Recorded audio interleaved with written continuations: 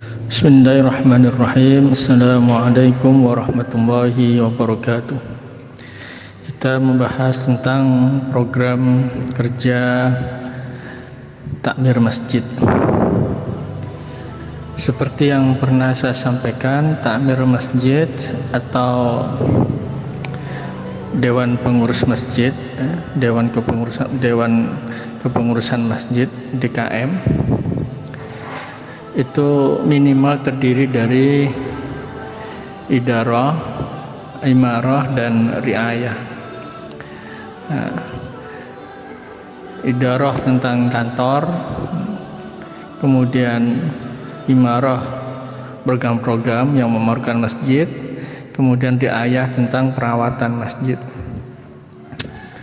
Idarah dan riayah itu jelas pekerjaannya, yang satu tentang administrasi, yang satu lagi tentang perawatan fisik seperti kebersihan lingkungan, kebersihan masjid, kemudian juga sarana prasarana sound system yang itu harus selalu bisa beroperasi dengan baik.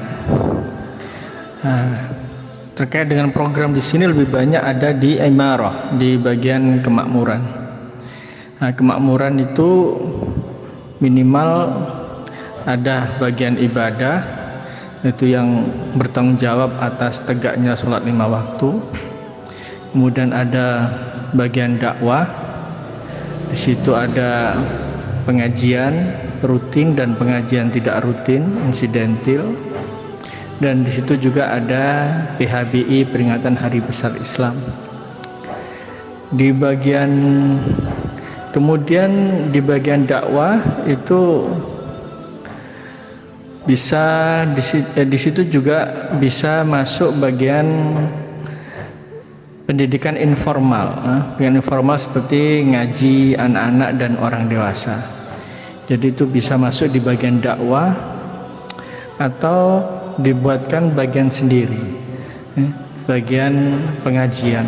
Sedangkan dakwah khusus untuk mengurus pengajian rutin masjid, sedangkan pengajian anak-anak seperti TPQ itu masuk dalam bagian tersendiri bisa, atau disatukan juga bisa. Itu adalah standar minimal dalam program masjid. Kemudian program pengembangan itu di situ seperti kegiatan sosial. Kegiatan sosial itu seperti menyantuni anak yatim, menyantuni fakir miskin. Itu bagian dari kegiatan sosial. Kemudian juga bisa pengembangan di bagian ekonomi. Seumpama masjid punya toko untuk jualan alat-alat ibadah seperti sarung, sajadah, baju takwa, kopiah, ruko, Al-Quran, tasbih, ya model yang dijual di Ampel itu bisa masjid membuat toko semacam itu ditambah dengan buku-buku agama. Jadi itu masjid punya toko. Itu. Kemudian ditambah lagi dengan pendidikan formal. Kalau punya pendidikan formal ini bisa dibilang kemajuan yang nyata, sebab banyak sekali yang harus dikerjakan dalam mendirikan pendidikan formal. Jadi kalau informal yaitu yang penting ada guru, kemudian takmir masjid menyiapkan dana untuk membayar guru TPQ, itu sudah beres. Tidak perlu membuat gedung, bangunan, sebab semuanya dilaksanakan di dalam masjid. Pengajian rutin, pengajian yang tidak rutin juga bisa diadakan semuanya di masjid dan di halaman masjid. Sedangkan untuk bikin sekolah formal, pendidikan formal itu butuh sarana dan prasarana yang memadai. maka dengan sendirinya butuh dana, ya. Ada lokasi, kemudian didirikan bangunan, setelah itu memenuhi kebutuhan bangku, kursi, meja, ya, papan tulis, komputer, itu banyak sekali. Jadi butuh dana yang cukup besar dalam mendirikan sekolah. Belum lagi nanti mengurus izinnya ke pendidikan, ke dinas pendidikan dan kebudayaan, ya. Kemudian juga mengurus izin pendirian bangunan, ya, bangunan sekolah, IMB sekolah, ke Pemkot, ya, ke dinas tata kota, ya. Jadi butuh mengurus legalitas, baik legalitas pendidikannya dan legalitas pendirian bangunannya. Jadi ini semuanya harus dipertimbangkan, dilakukan dengan seksama. Maka perlu melihat sejauh mana apa yang diupayakan itu bisa mendapatkan respon positif dari masyarakat.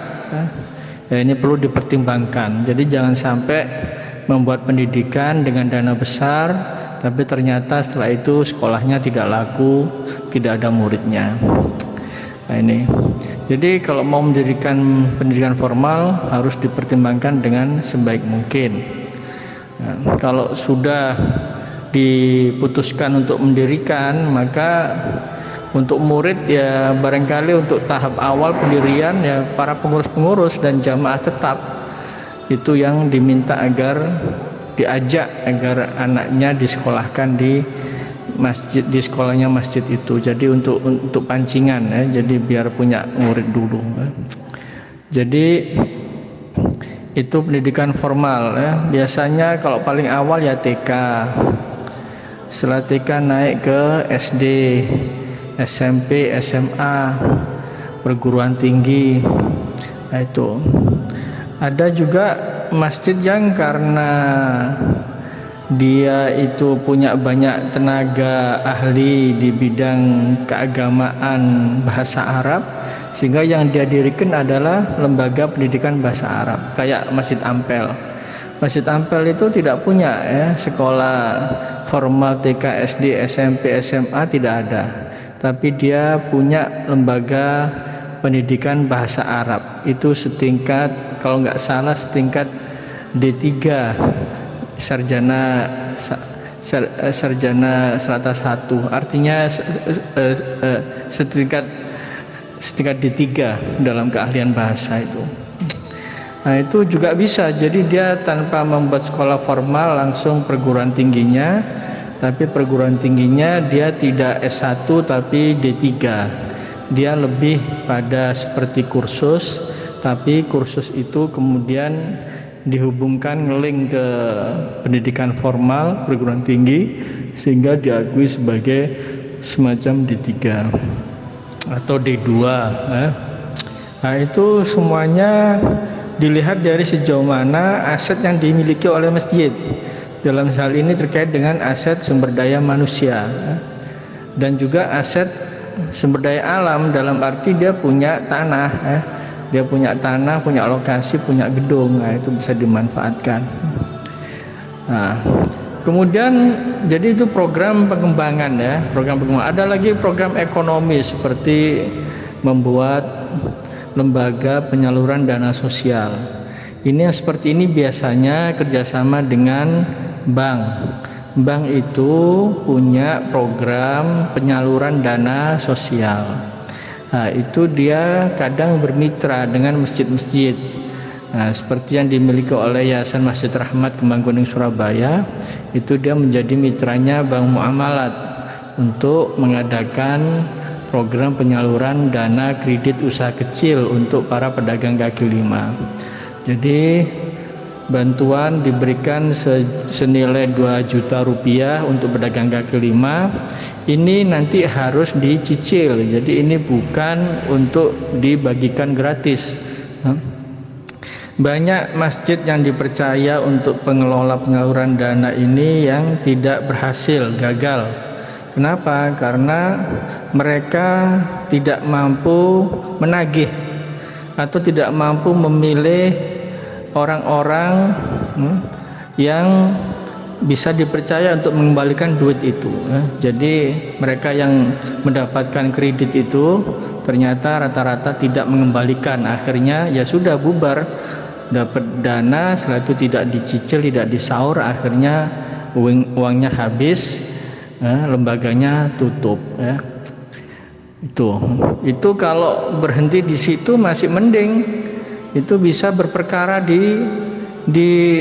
dihukum, itu beberapa lembaga ada yang nasibnya itu sampai berperkara ke hadapan hukum gara-gara dana sosial yang dipercayakan kepada lembaga itu untuk dibagikan kepada masyarakat, dananya pada gak balik karena masyarakat yang menerima dana itu pada tidak membayar. Akhirnya dia dianggap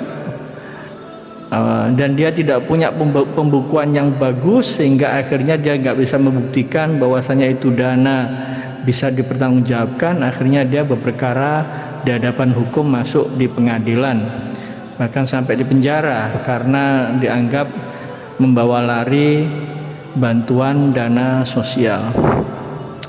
Jadi yang seperti macam ini semuanya, program-program yang bagus-bagus ini harus difikirkan dengan sebaik mungkin.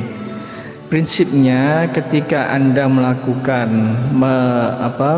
ketika Anda memutuskan, ketika sebuah masjid memutuskan sebuah program, harus difikirkan siapa penanggung jawabnya. Penanggung jawabnya itu ahli apa tidak, menguasai apa tidak, itu perlu difikirkan. Kemudian tanggung jawabnya itu itu butuh bayaran atau tidak. Kalau pengurus kan sosial, tapi kalau penanggung jawab program yang dia itu harus mikirin 100% jalan dan tidaknya itu program, maka dia kalau harian atau dia penanggung jawab pelaksana teknis, maka dia bisa masuk dalam posisi karyawan, dalam arti dia harus dibayar. Dalam hal ini masjid harus dari awal memikirkan punya dana enggak untuk menggaji orang yang pelaksana itu, jadi pelaksana. Jadi kalau pengurus itu lebih ke menjalankan hasil keputusan organisasi, Nah, pelaksananya itu diserahkan kepada karyawan. Nah, itu difikirkan ada duitnya enggak, kemudian terus setelah itu dana untuk sarana prasarana ada tidak. Jadi betul-betul semuanya dipertimbangkan dengan sebaik mungkin sebelum melaksanakan sebuah program. Nah, itu program ekonomi juga bisa dalam bentuk yang lain seperti pembinaan usaha kecil, itu kerjasama dengan Pemkot juga bisa.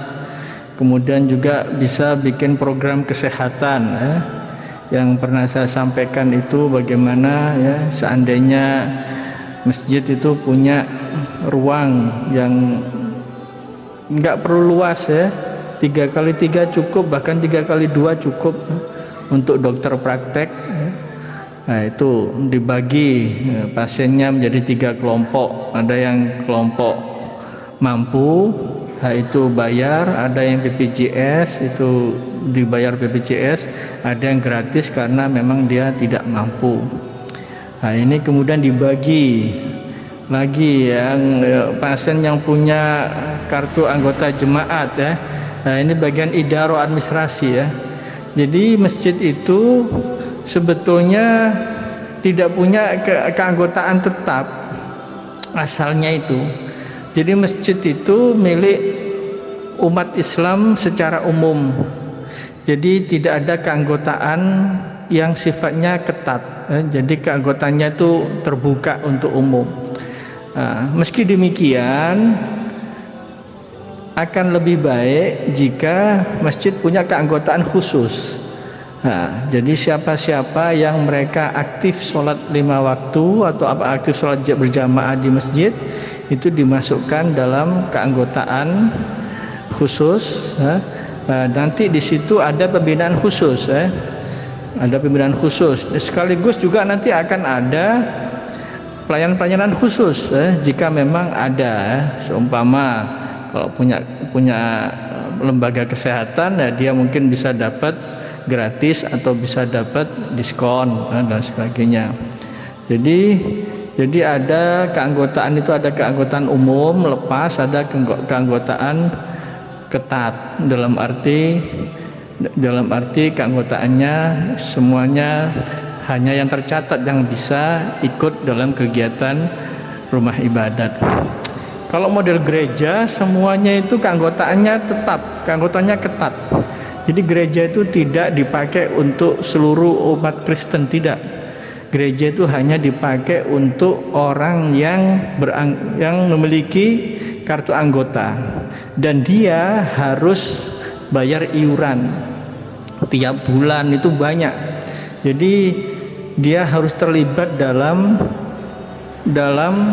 pendanaan gereja sehingga dia boleh mendapatkan fasilitas pelayanan gereja. Itu kalau di Kristen. Kalau di Islam tidak. Islam itu terbuka untuk umum. Jadi tapi dimungkinkan memiliki keanggotaan khusus. Ini nanti kaitannya dengan pelayanan dan kaitannya dengan juga untuk pendataan aset. Jadi kalau memang ada jamaah yang sekiranya bisa diajak untuk terlibat, maka dia dimintai pertimbangan, sekaligus juga barangkali untuk pendanaan. Pendanaan itu juga bisa kalau memang dia termasuk orang yang mampu dan punya kelebihan harta.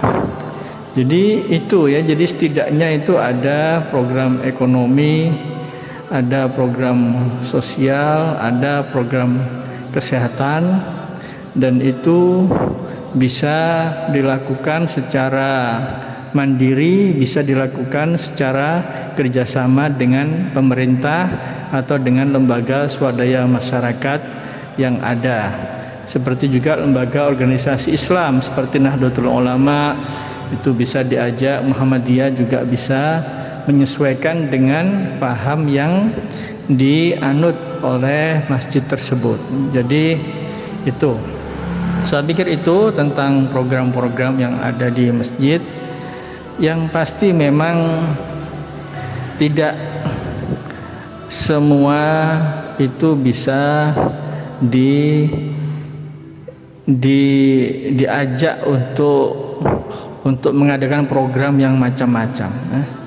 Jadi sebaiknya itu yang minimal, yang tradisional ini dijalankan dengan baik.